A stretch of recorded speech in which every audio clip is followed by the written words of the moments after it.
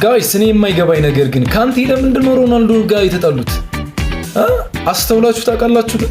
ካንቴ ምን አይነት ባህሪ እንዳለው ይታወቃል። የሚጠላ አይነት ሰው አይደለም። በጣም ሀምብል ነው፣ ሰው አክባሪ ነው። ያው ካንቴን ሁላችሁም ታውቁታላችሁ። በተቃራኒው ክርስቲያኖ ሮናልዶም እንደዚህ አይነት ባህሪ ነው ያለው። ይህን ያክል ካልደረሱበት የሚደርስ አይነት ተጫዋች አይደለም። ግን ሁለቱ ጠብ ናቸው። በምን ምክንያት ነው ሊነግረኝ የሚችል ሰው አለ? ተመልከቱ እስኪ እዚህ ጋር ጨዋታ ከመጀመራቸው በፊት ሁሉ ይኸው ሰላም አልተባባሉም።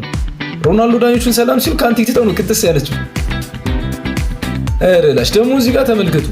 ሁሉንም ሰላም እያለ ነው እንግዲህ ሮናልዶ በሰልፍ ማለት ነው። ግን ካንቴ ሮናልዶ አጠገብ ሲደርስ ትቶት ነው።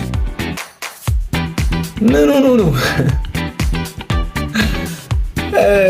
እዚህ ጋርማ ጭራሽ ፋውል ሁሉ ሰራችበት።